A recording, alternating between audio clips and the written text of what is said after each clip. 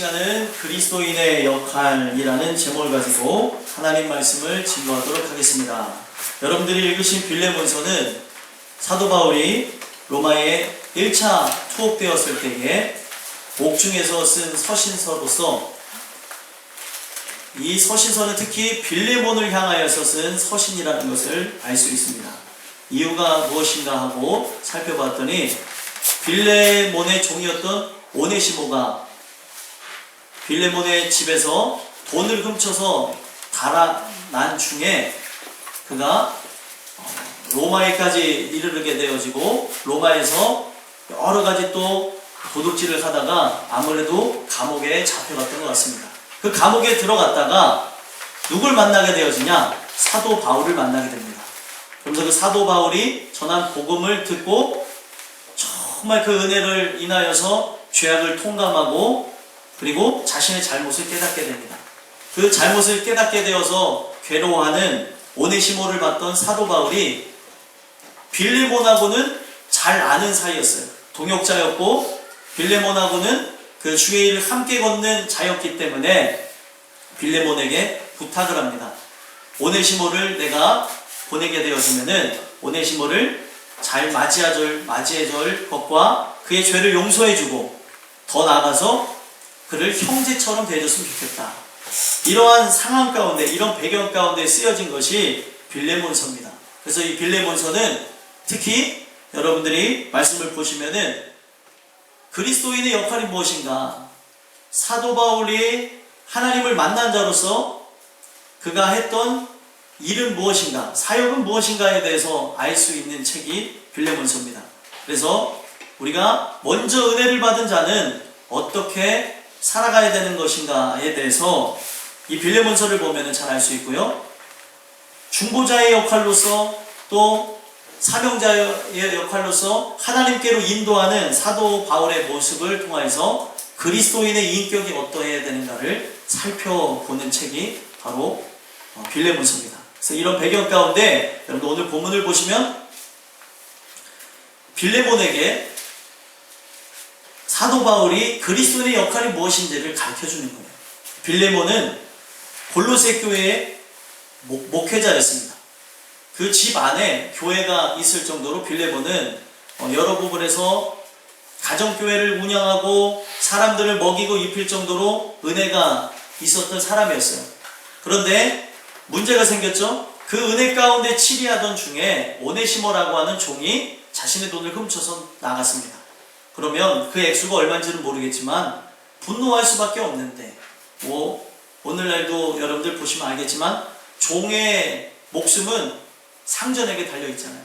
그런 상황 가운데에 그가 보여줬던 그 모습, 사도 바울을 통해서 듣게 되는 이 복음을 듣고 오네시모를 용서하게 됐다는 것이에요. 그래서 오늘 우리가 이 빌레몬서를 보면서 사도 바울이 빌레몬에게 부탁했던 그리스도인의 역할이 무엇인가 우리 함께 살펴보심으로 여러분들과 제가 살아가는 인생 가운데 그리스도인으로서 하나님이 바라시는 그 역할을 감당하며 나가시는데 부족함 없게 되기를 간절히 소망합니다. 제가 이 말씀을 드리는 것은 그리스도인, 참된 그리스도인은 이와 같은 모습이 나올 수밖에 없다는 거예요. 사과나무에서는 뭐가 열리죠? 사과가 열리고 나무에서는 배가 열리는 것. 우리는 그 정도는 다 알고 있습니다. 마찬가지로 우리 심령 안에 하나님의 씨가 심겨졌다면 그는 반드시 그리스도인이 될 수밖에 없다는 거예요. 그렇다면 오늘 우리가 이 말씀을 통해서 나는 참된 그리스도인이 맞는가? 그래서 살펴보며 나가심으로 여러분들이 죄악으로 인해서 얼룩져서 보던 것을 못 보게 되거나 또 하나님의 뜻을 거스르면서 나가다가 아직 주님에 대해서 알지 못하는 그리스도의 초보에 이르는 율법의 사람으로서 아직도 형식주의 또 이 자리에 오는 걸로 만족하는 모습은 아닌지 살펴보심으로 오늘 이 시간을 통해서 여러분들에게 주시는 은혜가 넘쳐나기를 간절히 소망합니다. 오늘 그리스도의 역할을 통해서 두 가지로 말씀을 여러분들에게 증거하기를 원하는데요. 그리스도의 역할은 무엇이냐? 첫 번째, 하나님께 찬양을 드리는 것이다. 하나님께 찬양을 드린다라고 제가 표현을 했는데 우리 비기독교인들은 하나님을 찬양을 할 수가 없습니다. 참된 그리스도인들만이 하나님을 찬양할 수 있는 거예요. 왜 제가 이런 말씀을 드리느냐? 찬양이라고 하는 것은 구원받은 자의 특권이지 구원받지 않은 자는 올려드릴 수 없는 게 찬양입니다. 여러분들이 찬양하면서 어떤 모습으로 하는지, 어떻게 하는지 내 모습을 보지 못해서 어떻게 찬양하는지를 모를 때가 있잖아요. 하나님께서 오늘 여러분들의 모습, 여러분들 개인적인 예배를 받으시고 계세요. 그래서 내가 드리는 찬양이 어떨 때는 여러 가지 예배 가운데 문자가 와서 문자를 보냐고, 또 예배 가운데 다른 생각이 들어와서 잠깐 다른 생각하냐고 찬양을 우리가 소홀할 때도 있고 여러 가지 모습들이 교차할 수 있는데, 이거는 그냥 찬양이라고 하는 거는 노래를 부르는 형식이 아니라는 거예요. 찬양은 구원받은 자의 특권이라고 성경은 분명히 증언해주고 있습니다. 우리는 하나님을 찬양할 수가 없는 존재예요. 죄악으로 얼룩져 있기 때문에, 나는 하나님의 모습을 잃어버렸기 때문에 찬송을 올려드릴 수가 없습니다. 그러나 구원받은 사람은 창조의 원형을 회복했기 때문에 찬양을 올려드릴 수가 있게 된다는 것입니다. 하나님이 백성을 지은 목적이 무엇인가? 이사야서 43장 21절에 보게 되면 내가 내 백성을 지음은 바로 나로 찬송하게 하려 함이라 라고 말씀하고 있습니다. 저는 이 구절을 좋아해서 이 설교를 하면서 자주 인용할 때가 있는데, 하나님이 우리를 창조한 목적, 나를 지으신 목적은 바로 찬송을 받기 위해서 지으셨다는 거예요. 근데 오늘 우리가 은혜를 받지 않고 살아가는 인생이라면 하나님을 찬송 올려드릴 수가 없어요. 죄악으로 얼룩진 인간이 어떻게 하나님을 찬양합니까? 입을 열면은 한 입에서 나오는 게 무엇이요? 불평과 불만과 원망의 모습이 얼룩져서 나오고, 하나님을 사랑하는 모습, 하나님을 그 모든 부분에서 따르는 모습이 없는 자가 어떻게 찬양할 수 있겠냐는 거예요. 여러분들, 그리스도인만이 하나님을 찬양을 올려드릴 수가 있습니다. 찬양은 무엇이죠? 찬양은 그분을 높이는 것을 찬양이라고 합니다. 그분의 그 모든 행하신 행적, 그 모든 부분이 선하시고 우리는 신뢰할 만합니다. 그분은 나의 모든 자랑이십니다. 그래서 찬양이라는 것은 praise, 높이다, 또 그 모든 부분에서 칭송하다, 이런 뜻을 갖고 있습니다. 그래서 여러분들과 저는 구원이 우리에게 임하여지지 않으면 하나님을 찬양하는 것은 형식에 불과할 수 있어요. 그래서 여러분들, 구원받은 자들이 하는 찬양과 구원받지 않은 자의 찬양은 근본적으로 다릅니다. 구원받지 않은 자들이 하는 찬양은 노래입니다. 그리고 자기의 분위기를 따라서, 상황을 따라서 감정에 호소하는 것들이 많고요. 찬양이라고 하는 것은 노래로만 드리는 것은 아니라는 거예요. 하나님을 높이는 것, 나의 모든 삶의 초점이 하나님의 영광을 위해서 하나님을 높이기 위해 살아가는 겁니다. 그래서 말씀을 다시 한번 읽어보면 찬양이 무엇인가 하고 봤더니 찬양은 감사라는 거예요. 누가 그런 모습을 보였는가 하고 봤더니 빌레몬에게 편지를 한 사도 바울이 4절 말씀을 보니까 내가 항상 내 하나님께 감사를 드린다라는 고백을 합니다. 그의 모든 삶은 하나님 앞에 감사를 드리는 것에서부터 시작해서 감사를 드리는 것으로 맞춰지는 것을 알 수 있습니다. 우리의 인생이 구원받지 않으면 감사가 나오나요? 절대 감사할 수가 없습니다. 성경에 보게 되면 구원받지 않은 자들의 모습은 늘 살아가는 그 삶 속에 입만 열면은 불평하는 말, 그리고 패배주의에 사로잡힌 말, 그리고 남을 탓하는 말, 그리고 여러 부분에서 하나님을 높이는 말은 요만큼도 찾아볼 수가 없다는 거예요. 내가 지금 살아가는 삶 속에 형편없는 모습도 부모 때문이고, 내가 지금 살아가는 부분에서 이와 같은 모습도 나라 때문이고, 자꾸 누구 때문 이런 모습들이 나오는 것일 수가 있다는 겁니다. 이게 바로 인간의 본성, 악한 모습이라는 거예요. 성경은 그 누구 때문 탓하는 모습이 어디서부터 시작되는가 하고 봤더니 에덴 동산에서부터 시작했어요. 죄를 범하고 난 인간이, 아담이 하는 말이 무엇이냐면 하나님께서 주신 그 여자 때문에 이 선악을 알게 하는 나무를 먹었다는 거예요. 그래서 결국에 우리의 삶에 원망을 하는 것, 불평을 하는 것, 누구 탓을 하는 것, 결국에 이 모든 탓이 근본적으로 보게 되면 누굴 향하는 것이냐면 하나님을 향하고 있다는 거예요. 하나님을 높여야 되는 인생인데, 하나님의 마음을 시원케 해드려야 되는 인생인데 자꾸 불평과 불만이 내 삶에 익숙해져서 나가는 모습이다. 그래서 우리 모든 삶은요, 은혜가 입혀지지 않으면 이와 같은 모습으로 나갈 수밖에 없습니다. 평생 그 삶에 대해서 비관하고 또 욕하고 나의 생일을 저주했던 그런 모습들처럼 여러 가지 죄악의 모습으로 나갈 수밖에 없는 게 인간이라는 거예요. 그래서 하나님을 찬양할 만한 모습은 요만큼도 없습니다. 만약에 찬양을 한다면 의식적이고 종교적이고 형식적인 것에 찬양하겠죠. 그러한 우리를 감사라고 하는 부분에서 감사할 수 없는 우리가 하나님의 은혜를 받았어요. 십자가에 흘리신 그 대속의 피로써 우리가 씻김을 받았고 구원함을 얻게 되어지고 새 생명을 얻었습니다. 그렇기 때문에 우리는 우리 인생의 상황, 환경, 형편, 처지가 어떠할지라도 모든 것에 범사에 감사할 수밖에 없는 이유가 바로 그런 은혜를 통해서 나오게 된다. 그래서 감사는요, 은혜 받은 자의 특권이고, 감사는 은혜가 우리에게 입혀져야만 할 수 있는 것이지, 감사할 수 있는 중에 하는 감사는 감사가 아닙니다. 감사할 수 없는 중에 하는 것이 감사고, 바라지 못하는 중에 바라는 것이 믿음이고, 아무것도 없는 곳에서 소망을 갖는 게 진짜 소망입니다. 오늘 여러분들 우리의 인생 가운데 믿음, 소망, 사랑 우리에게 있는지 한번 보셨으면 좋겠어요. 우리가 정말 예수 그리스도를 우리 안에 모셨다면 그 예수 그리스도는 사랑 그 자체로서 내 안에 오셔서 천국에 대한 소망을 갖게 하게 만들어주시고, 소망을 갖는다는 것은 그분을 높여드린다는 거예요. 내 상황이 어떠하든지 간에 하나님은 신실하십니다. 하나님은 오늘도 우리의 삶 속에 실수가 없으십니다. 나를 언제든지 데려오실 분이라는 거 내가 믿습니다. 이런 고백이 있는 거거든요. 근데 내가 그분을 믿는다고 하면서, 그분을 사랑한다고 하면서 감사하지 못한다면은 내 근본적인 것이 변화가 됐는가를 늘 돌아다볼 필요가 있다는 겁니다. 그리스도인의 역할은 하나님을 찬송하는 것인데 이 감사가 끊임없이 나와야 된다는 거예요. 범사에 감사하는 것, 인간의 힘으로 하는 것이 아닙니다.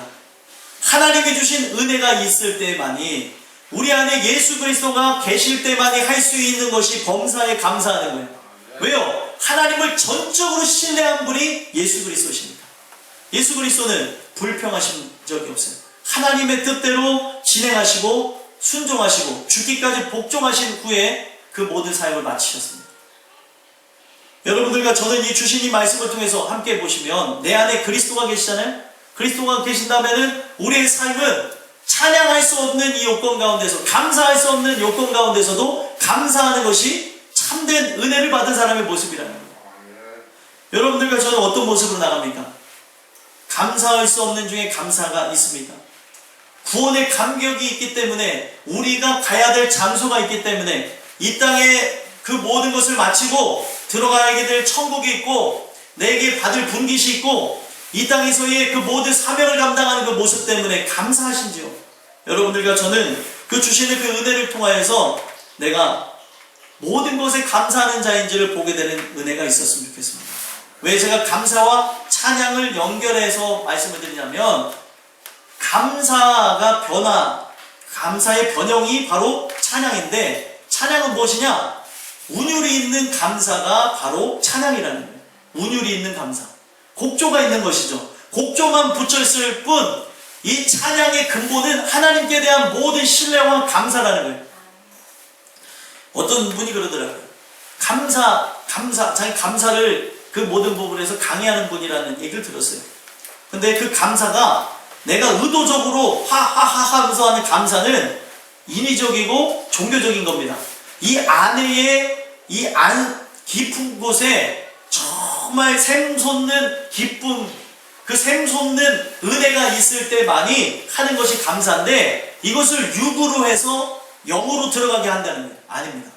여러분들 안이 바뀌어졌기 때문에 어떠한 것도 침범하지 못하는 것이고, 어떠한 것도 내 안에 있는 그 샘물을 마르게 할 자가 없다는 거예요. 여러분들 살아가는 삶 속에 슬플 때가 없나요? 슬플 때도 있고, 아플 때도 있고, 괴로울 때도 있고, 눈물 질 때도 있습니다. 그러나 내게 허락하신 그 구원에 대한 감사는 어떤 것이 와도 빼앗기지 않는다는 거예요. 이게 그리스도인의 역할이라는 겁니다. 그래서 모든 삶이 절망의 상태고 모든 상황이 하나님 앞에 내세울 곳이 없지만 그분 앞에 찬양을 올려드릴 수밖에 없게 됩니다. 여러분들과 저의 모습은 어떤지 모르겠어요. 여러분들 오늘 주시는 이 말씀을 통해서 그리스도인의 역할, 하나님께 찬양을 드리는 것인데, 우리가 육신적으로 부르는 노래, 육신적으로 부르는 예배 가운데 부르는 그 찬양만이 찬양이 아니라는 거예요. 나의 모든 삶이 하나님 앞에 드리는 찬양입니다. 여러분 이런 얘기하는 경우들이 있잖아요. 어떤 사역자가 있는데, 찬양 사역자가 있는데 찬양은 정말 열심히 하는데 그의 삶은 아니라는 거예요. 그 사람은 찬양하는 게 아니고 노래를 하는 겁니다. 저도 노래를 하는 자가 될 수 있고 여러분들도 노래하는 자가 될 수 있어요. 우리의 모든 삶이 정말 하나님을 높이는 것이지, 사람들 앞에 서서 노래할 때만이 우리가 찬양하는 게 아니라 나의 모든 1분, 1초, 모든 시간이 다 하나님을 높이는 찬양의 시간이라는 거예요. 그런 관점에서 우리의 모든 부분들을 본다면 나는 어떤 모습으로 나가고 있는가?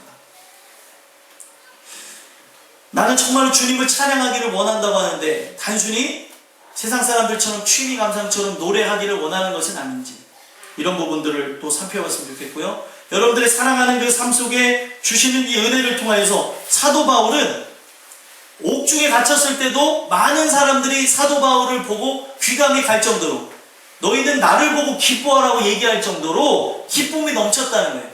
그 상황이 기뻐할 만한 상황입니까? 환경이요? 그가 건강이 쇠약해져서 죽어가는 상황 가운데서도 자기는 그 의의 면류관을 보고 기뻐한다는 그 말을 사람들에게 전합니다. 여러분들, 이게 바로 그리스도인의 삶입니다. 여러분들과 저는 주시는 은혜를 통하여서 내가 참된 그리스도인이 되어졌는가? 그리스도인이 되어졌다면 나는 하나님을 높이는 자로서 살아가는가? 아니면 나의 이름을 드높이는 자로서 살아가고 있는가를 보셨으면 좋겠습니다. 성경에는 하나님의 이름을 높이며 순종하는 자가 만들게 되는 건축물이 바로 노아의 방주와 같은 아름다운 건축물이라고 얘기하고, 내 자신의 이름을 높이며 살아가는 자들이 짓게 되는 건축물이 바벨탑과 같은 건축물이라고 얘기하고 있습니다.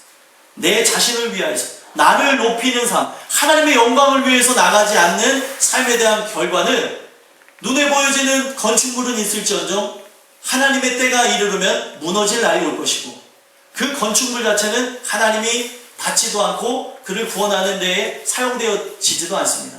오늘 소망하기는 여러분들과 제가 주시는 은혜를 통하여서 나는 하나님의 말씀대로 나아감으로 그의 삶 속에 그리스도인이 되어진 그 감격을 가지고 그 어떤 것에도 굴하지 아니하고 하나님을 높이는 자인지 그것을 돌아봤으면 좋겠고요. 우리는 연약하기에 이 말씀을 듣고 기도하는 거예요. 하나님, 내 삶 속에 찬양이 나와야 되는데 불평이 나옵니다. 원망이 나옵니다. 시편 기자들이 그런 고백을 했어요. 하나님을 높여야 되는데 원망이 나와요. 불평이 나와요. 좌절하고 있어요.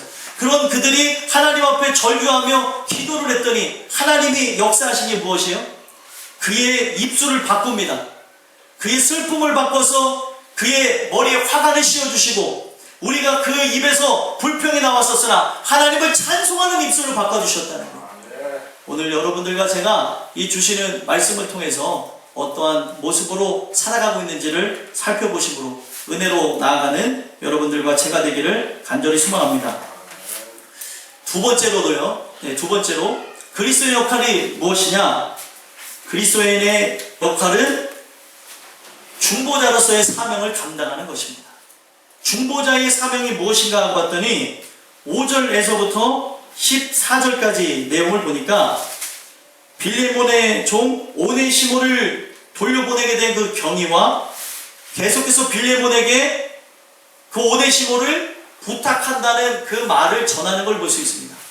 왜 그렇죠? 이 오네시모가 빌레몬에게 죄를 범하였기 때문에, 잘못을 했기 때문에 그렇습니다. 어떤 잘못을 했나요? 아까 말씀드린 대로 빌레몬의 돈을 훔쳐서 달아났습니다. 얼마나 훔쳐서 달아났는지 알 수가 없고요. 또 그의 종된 직책을 그만두고 나갔습니다. 주인이 자유를 허락한 것이 아닌데도 불구하고 나갔어요. 그런데 그런 그가 죄악된 생활을 하고 멋대로 살아가고 그 준 돈을 다 허비하고 또다시 로마 근방에서 아무래도 성경에 잘 기록되지는 않았지만 남의 돈을 훔치다가 감옥에 또 들어가게 된 것 같아요. 그랬다가 거기서 사도 바울을 만나게 되고 사도 바울이 전한 복음을 듣고 보니까 내가 죄인됨을 아는 거예요. 하나님이 은혜를 통하여서 나의 죄를 용서해 주셨는데 죄에 대한 용서는 반드시 어디까지 가는 거냐면 사람에 대해서 잘못한 부분까지 용서를 구하는 부분이라는 걸 알게 된 거죠. 돈을 훔쳐오고 자기가 있었던 그 종에 대한 것들을 다 파하고 왔다는 것, 이게 자기의 큰 잘못이라는 걸 알고 사도 바울에게 그것을 아무래도 심도 있게 얘기한 것 같아요. 내가 이 죄책감을 어떻게 떨쳐버릴 수 없다. 그랬더니 이제 사도 바울은 계속 관점이 무엇이에요? 빌레몬에게 편지를 하면서 오네시모를 부탁하는 거죠. 너의 사랑 많은 기쁨과 위로를 받았다면서 그를 칭찬하기까지 합니다. 칭찬하는 목적이 무엇이에요? 칭찬하는 목적은 바로 빌레몬하고 오네시모를 연결하기 위해서 그래요. 그래서 이 사도 바울은 중보자의 역할을 감당하며 바로 죄인 되어졌던 오네시모를 그냥 종도 아니고 이제는 돌아갈 때 어떤 종으로 돌아가는 거예요? 죽을 수밖에 없는 종이죠. 목숨은 누구에게 달렸나요? 상전에게 달려 있습니다. 그런 오네시모를 부탁하는 이 모습이 바로 중보자의 역할이라는 겁니다. 왜 사도 바울이 그런 역할을 감당했는가 하고 봤더니 누가 그런 역할을 하셨어요? 우리 예수님께서 중보자로서 역할을 했습니다. 에베소서 2장에 보게 되니까 십자가에서 그가 화평을 이루심으로 하나님과 나 사이에 있었던 막힌 담이 허물어졌다고 얘기하고 있습니다. 십자가의 화평이 무엇이죠?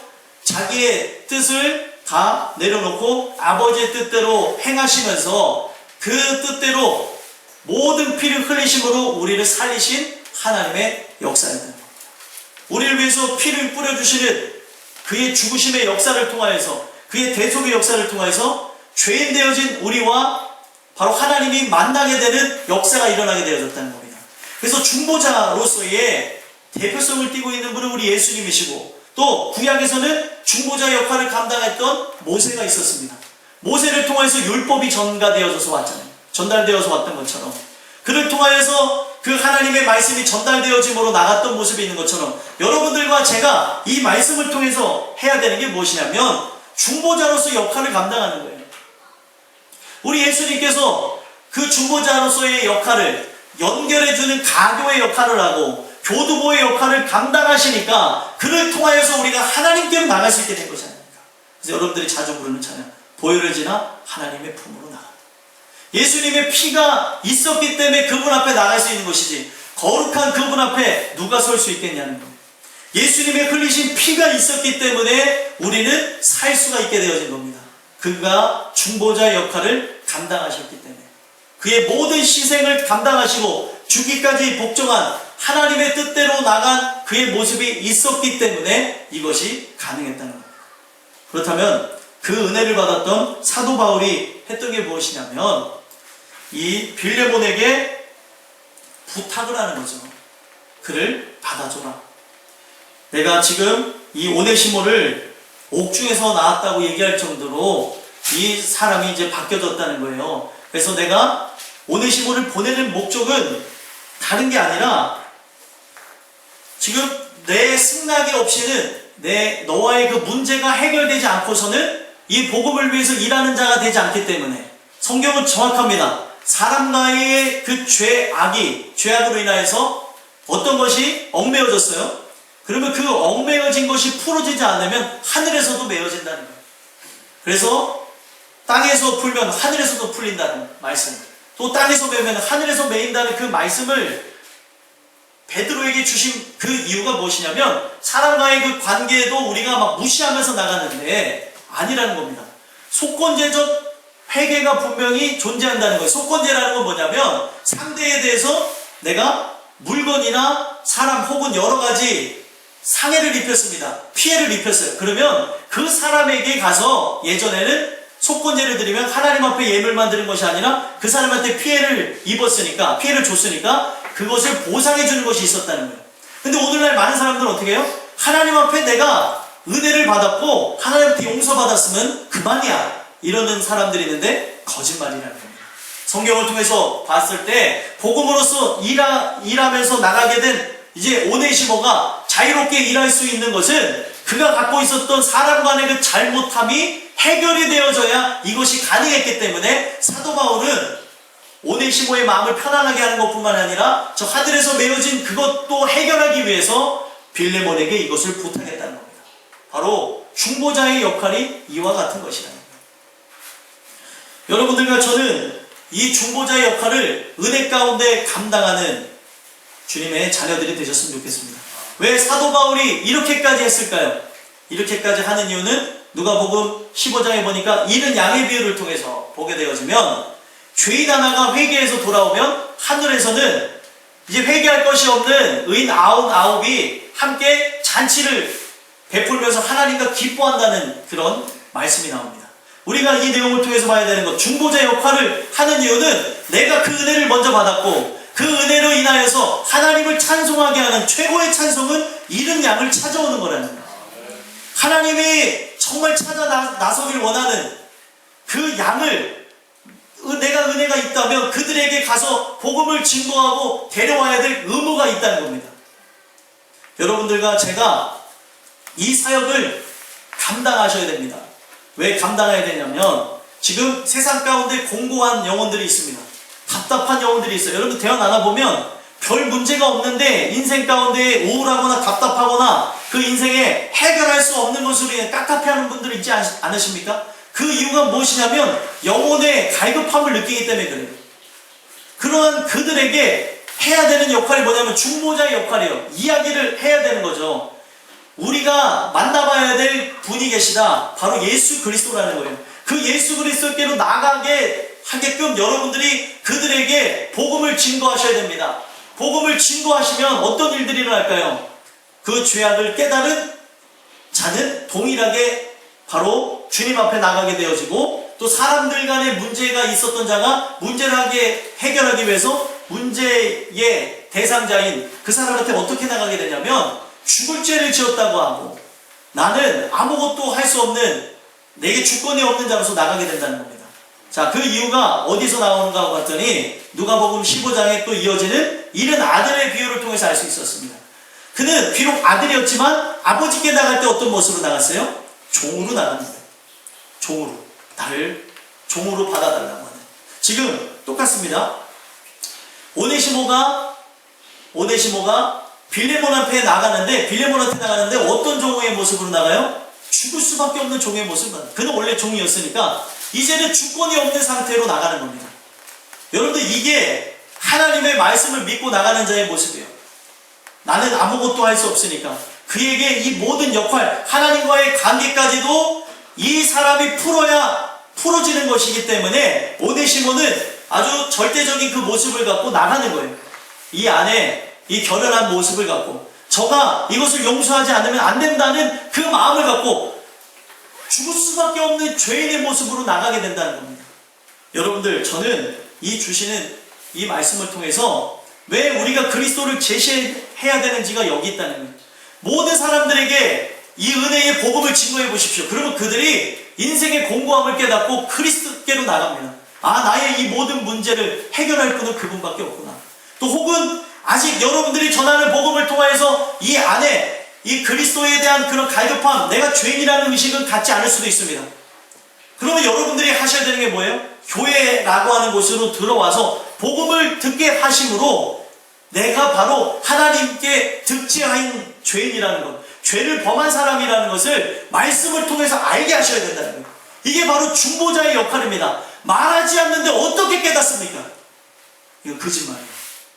물론 하나님이 역사하시는 부분에서 끊임없이 그의 인생을 주물르면서 그의 안에 갈급함을 생기고 하시지만 가장 중요한 것은 갈급한 중에 그리스도에 대한 소식, 복음, 복된 소식을 들어야 그분께 가는 것이지 갈급함만을 갖고 있어서는 어디로 갈지를 모른다는 거예요. 그렇기 때문에 오늘도 여러분들 주변에 죽어가는 영혼들 있잖아요. 가깝게는 여러분들의 부모가 될 수도 있고 가깝게는 여러분들의 자녀가 될 수도 있고 또 가깝게는 여러분들의 이웃이 될 수도 있고 그 주변에 있는 그 사람들에게 복음을 증거하시라는 거예요. 그 역할을 감당해야지만 그들이 예수님밖에 없구나. 내 인생에 무엇을 바라보겠는가? 무엇을 준비하겠는가? 모든 건 다 갖췄는데 제일 갖춰야 될 기름이 없으니 그 기름을 사러 가야 되는 것이구나. 이것을 알려주셔야 된다는 거예요. 사명도 그 이유입니다. 구원받고 난 이후의 사명이지 구원받기 이전의 사명이 무슨 이유가 있고 무슨 의미가 있겠냐는 거예요. 많은 사람들은 교회 오면 일부터 하려고 하시는 분들이 있는데 교회는 일하러 오는 것이 아니고 교회는 은혜 받으러 오는 곳이고 죄인이 변화받는 곳입니다. 그게 첫 번째로 있어야 되는 것이고 그 후에 은혜 받은 사람들이 봉사를 하고 그 주의 일을 감당하고 이 교회에서 우리가 갖고 있는 달란트를 갖고 일하는 것뿐만 아니라 사회에 나가서도 여러분들이 갖고 있는 달란트, 그 재능을 갖고 사명을 감당하시는 거라는 거예요. 그런데 죄에 대한 문제가 해결되지 않았는데 하나님이 주시는 은혜 가운데 거듭남의 문제가 해결되지 않았는데 다른 거를 생각하게 되면 문제가 있고요. 해결된 자면은 하나님께서 여실 것을 기대하고 기도하면서 나가시다는 거예요. 오늘 이 주신 말씀을 통해서 여러분들과 제가 이 부분들을 돌아다 보셨으면 좋겠습니다. 사도 바울이 그 중보자의 역할을 감당하고 나갔더니 오네시모와 빌레몬이 연결되게 되어지고 더 나아가서 그가 역할을 감당하는 그 일들을 통해서 어떤 일이 일어납니까? 15절에서부터 22절까지 내용을 통해서 보게 되어지면은 결국에 그를 어떻게까지 부탁을 해요? 빌레몬에게 오네시모를 형제처럼 여겨달라고 얘기합니다. 그리스도의 형제로 종이었는데 우리가 생각했을 때 그 고정관념으로 봤을 때 말도 안 되는 일이죠. 하지만 복음이라는 것을 통해서 보게 되면은 모든 것에는 인종에는 차별이 없다는 것도 여기서 통해서 또 알 수 있는 거죠. 하나님의 말씀을 통해서는 차별이라는 것이 있을 수가 없는 것이구나. 사도 바울은 그 차별을 누구보다도 싫어했습니다. 헬라인이나 야만인이나 누구든지 우리는 다 죄인이라는 것을 강조했던 사람이에요. 그렇기 때문에 이 오네시모를 부탁하면서 무엇을 이야기를 하는 거예요? 오네시모를 부탁하면서 너의 죽을 수밖에 없는 종이지만 형제로 맞이해달라는 거예요. 자 보세요. 잃었던 아들이 누가복음 15장에 아버지께 돌아갈 때에 자기는 죽을 죄를 지은 종의 모습으로 나가기를 원했습니다. 그랬으나 하나님이 그를 어떻게 하셨어요? 자녀를 삼아주셨고 지금 죽을 종으로서 죽을 수밖에 없는 종의 모습으로 나가는 오네시모였지만 하나님께서 그를 어떻게 하셨습니까? 바로 자녀를 삼아주셨고 하나님은 그를 자녀 삼아주셨고 주와 함께 걷는 형제로 삼아주셨다는 거예요. 오늘 여기에 비밀이 있는 겁니다. 오늘 여러분들과 저는 이 사역을 감당하셔야 여러분들 주변에 있는 많은 죄인들이 여러분들과 함께 어깨동무를 나란히 하는 형제요 자매가 될 수 있다. 우리가 이 역할을 감당해야지만 이것이 되어지는 것이지 우리가 이 일을 하지 않는데 어떻게 형제가 생겨나고 자매가 생겨납니까? 그 말은 즉 우리가 전도를 하지 않는데 교회가 어떻게 부흥하겠습니까? 여러분들한테 전도를 압박하는 것이 아니에요. 그리스도 도를 전하지 않는데 하늘에서 뚝뚝뚝 떨어지는 것은 아니라는 거예요. 물론 저 지구 끝에서부터 갈급한 영혼을 땅끝교회로 보내시지만 여러분들 주변에 있는 영혼들을 향해서는 이 복음의 나팔수를 열어서 나팔을 불 때 나팔 소리를 그들이 듣는 거예요. 불지 않는데 여러분들 제가 옛날에 어리석은 짓을 했는데 피아노를 배우겠다고 건반을 사놨습니다. 근데 건반을 안 치니 10년이 지나도 건반을 못 치죠. 결국에는 C코드도 못 잡고 끝나고 팔아먹었어요. 이거 안 되는구나 나는. 네. 연습을 안 하는데 될 일이 있냐는 거예요. 어떤 분이 와서 그러더라고요. 손을 찢으면 된다고. 손을 이렇게 쫙쫙 찢어서 연습하면 됩니다. 마찬가지예요. 내 안에 열정이 있으면 그 열정에 있는 모습은 반드시 행동으로 나오는 것인데 거기까지 해야 될 그런 이유와 목적을 모르니까 결국에 그만둔 것이죠. 여러분들과 제가 복음을 전하는 것은 사명입니다. 사명. 그렇기 때문에 복음을 우리가 증거하기 위해서는 어떻게 해야 되는 것인가 늘 고심하고 우리 주변에 있는 자들에게 하나님의 말씀을 증거하기 위해서 우리는 노심초사하고 그들을 정말로 사랑하는 마음을 갖고 복음을 증거할 때 포기하지 않고 복음을 증거하면 그들이 택한 영혼이면 반드시 주님께 돌아온다는 겁니다. 사도 바울은 중보자의 역할을 그가 감당하면서 어떻게 했느냐면 선한 사마리아인의 모습을 갖고 그에게 복음을 증거했다는 걸 알 수 있습니다. 말씀에 들어가서 다시 한번 보시면 18절, 19절 한번 읽어보겠습니다. 읽겠습니다. 시작. 그가 만일 내게 불의를 행하였거나 내게 빚진 것이 있으면 그것을 내 앞으로 계산하라. 나 바울이 친필로 쓰느니 내가 갚으려니와 내가 이외에 내 자신이 내게 빚진 것은 내가 말하지 아니하노라. 아멘. 모든 빚진 것이 있으면 내 앞에 계산하라는 거예요. 그리고 앞으로도 그가 여러 가지 부분에서 또 어떤 것들을 사용하게 되어지면은 내가 갚을 것이다 라는 얘기를 합니다.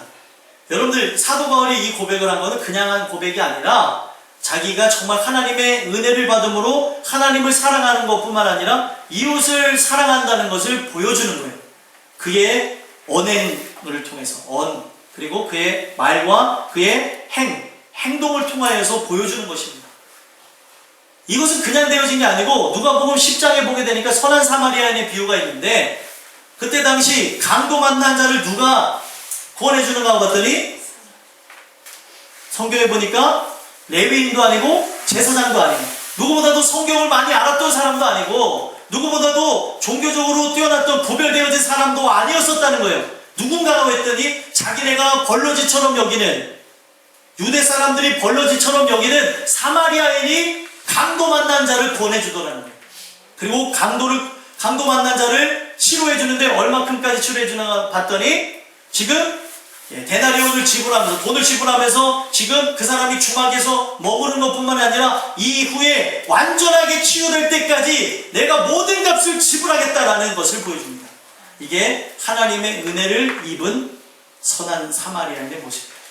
그러면 하나님의 은혜를 동일하게 입은 사도 바울도 마찬가지였고 여러분들도 저도 마찬가지입니다. 어떤 모습이에요? 우리가 복음을 전하는 부분에서 어떠한 영혼이 돌아오게 되어지는 부분이 있다면, 저 사람이 강도 만난 자예요. 강도 만난 자라는 것은 어떤 거겠습니까? 강도 만난 자, 여러분들의 도움의 손길이 아니면 죽을 사람이라는 거예요. 여러분들이 전하지 않으면 회복될 일이 없는 사람이에요. 여러분들이 그들에게 가서 사랑을 나눠주지 않으면 사랑이 뭔지도 모르는 사람들이 그 사람들입니다. 강도 만난 그 사람은 누군가가 도와주지 않으면 시간이 지나면 죽게 될 사람이라는 거예요. 근데 강도 만난 사람을 발견했어요. 여러분들의 인생 속에. 저 사람이 바로 강도 만난 사람들과 같구나. 내가 구원해주지 않으면 죽을 사람이라는 사람들이 여러분들의 인생 가운데 주변에 있습니까? 없습니까? 있어요.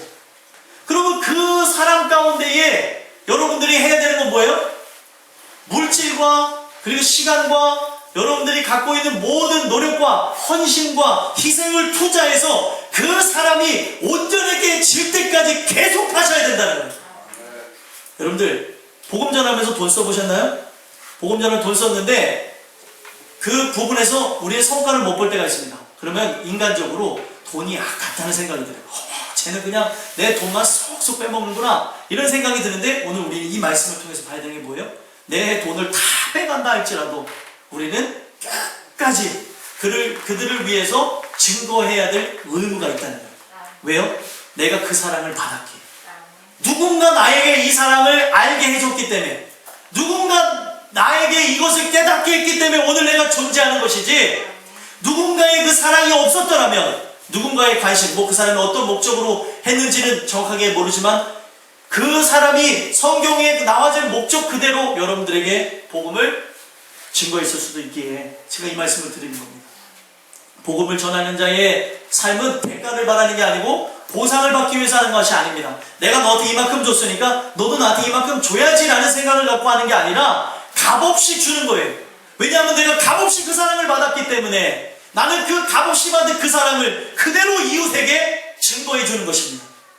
그러면 우리가 박하게 할 필요도 없겠죠. 모든 부분에서.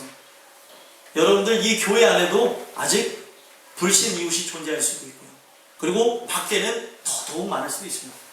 그들보다 좀 많은 가능성을 두고 있는 게 지금 내 옆에 있는 사람이고, 그나마 감사한 게 뭐예요? 그리스도를 만나겠다는 심정을 갖고 있는 사람일 수가 있기에, 또 이 교회를 다니므로 말씀이 오늘도 들려질 수 있기에 우리는 감사한 거죠. 여러분들과 저는 그런 그들에게 여러분들, 우리가 모든 대가를 바라려고 하고 내가 갖고자 하는 그 이익을 갖고 하는 게 아니라, 사명이라고 하는 것은 내가 취하는 것이 아무것도 없을지라도 값없이 하는 거예요. 사도 바울이 더 무섭게 얘기하죠. 나는 내게 빚진 것을 내가 말하지 아니하노라. 내 자신이 내게 빚진 것, 내가 너에게 엄청난 은혜를 베푼 것에 대해서는 내가 말하지 않겠다. 사도 바울이 빌레몬을 바로 그와 같이 정말 물심양면으로 했기 때문에 빌레몬이라고 하는 자가 목회자까지 될 수 있었던 것이지, 그러지 않고서는 이것이 불가능하다는 겁니다.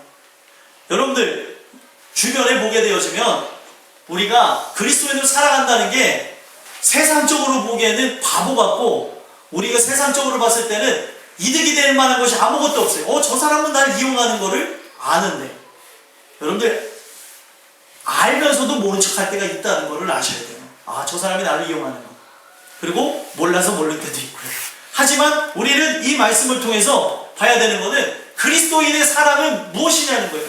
내가 바로 죄인 되었을 때에 아들을 주신 하나님의 사랑이 바로 내게 들어왔는데, 나는 그 사랑을 받았는데, 나도 도둑놈이고 누구보다도 죄악이 많고 내세울 것이 아무것도 없는 나를 위해서 아들을 주셨는데 나는 무엇을 못 주겠냐는 거예요. 진짜 은혜가 무엇입니까? 은혜를 받았는데 막 셈법을 하고 하는 게 아닙니다. 오늘 여러분들과 저는 이 주시는 이 부분을 통하여서 그리스도인의 역할은 바로 내 주변에 죽어가는 영혼들, 내 주변에 이웃들을 챙기는 것이 그리스도인의 역할이에요. 중보자로서의 역할. 여러분들이 이것을 감당할 때 여러분들 삶 속에 죽어가는 영혼들이 살아나는 역사가 있을 줄 믿습니다. 그래서 여러분들 복음 전하는 것을 부끄러워하지 마시고, 사명은 무엇이에요? 사명은 무엇입니까? 여러분들, 내가 원하든 원하지 않든 그분의 뜻이 그러하게 하는 게 사명입니다. 때로는 사명을 감당하는 우리 주님도 이 잔을 옮기고 싶은 심정이 들으셨을 때도 있었습니다. 그랬더니 그런 모습을 보면서 우리 인간은 오죽하겠냐는 거예요.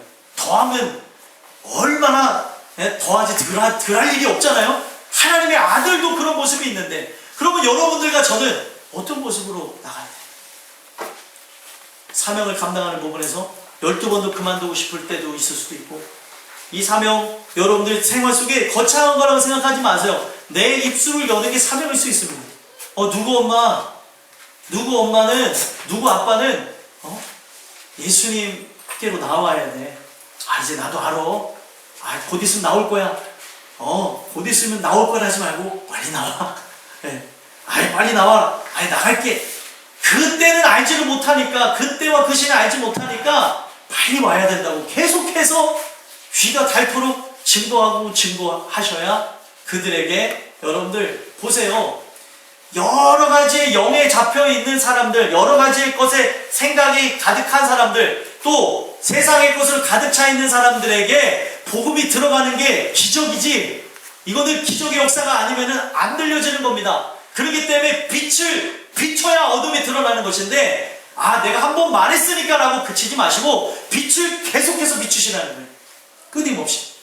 그리고 그 사람이 질리지 않는 선에서 이 방법도 써보고 저 방법도 써보고 포기하지 않고 하시다 보면 그 영혼이 열매를 맺는 날이 오게 될 것입니다. 그럼 여러분들이 정말로 이 안에 태를 잉태하였던 여인과 같이 정말 애지중지하면서 그 영혼이 주님께 나온다면 기쁠까요? 안 기쁠까요? 엄청나게 기쁘죠. 그리고 교회만 나온 것으로 그쳐지면 그 기쁨이 잠시지만 계속함으로 그가 그리스도인이 되어져서 나와 같이 예배하고 함께 경배하고 막 눈물로서 찬양하는 자가 됐어요. 얼마나 기쁘겠냐요. 그럼 그 모습을 보시는 하나님은 어떻겠습니까? 더더욱 기쁘겠죠. 오늘 우리가 진짜 하나님의 자녀가 됐다면, 자녀는 부모의 기쁨을 주기 위해서 또 존재하는 것인 것처럼 여러분들과 제가 정말 하나님의 기쁨이 되어지는 은혜가 여러분들의 삶 속에 그리스도인의 역할을 잘 감당함으로 이 모습들이 나오게 되기를 예수 그리스도의 이름으로 소망합니다. 기도하겠습니다. 하나님, 오늘 주시는 이 말씀을 통해서 그리스도인의